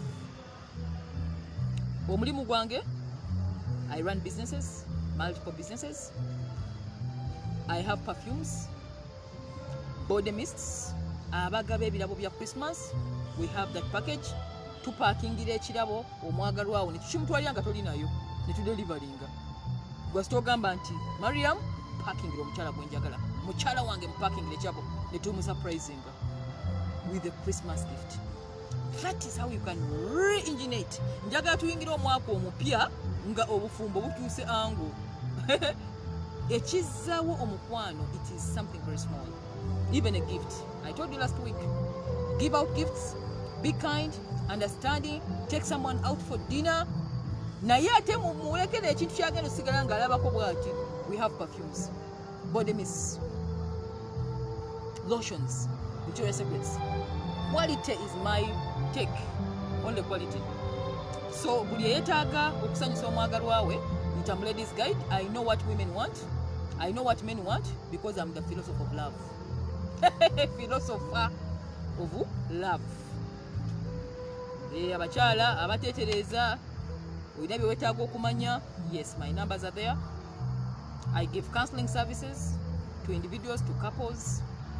Buli alaba nga ali mu confusion ey'omukwano, tobitegeera, takutegeera, tomanyi gy'olaga, the Ladies Guide is the answer. Nina YouTube channel, Mariam Nabuja, the Ladies Guide. Mugivisitinge, I always post videos eziyinza okubayamba mu nkulakulana yammwe mu nsonga zenneewulira.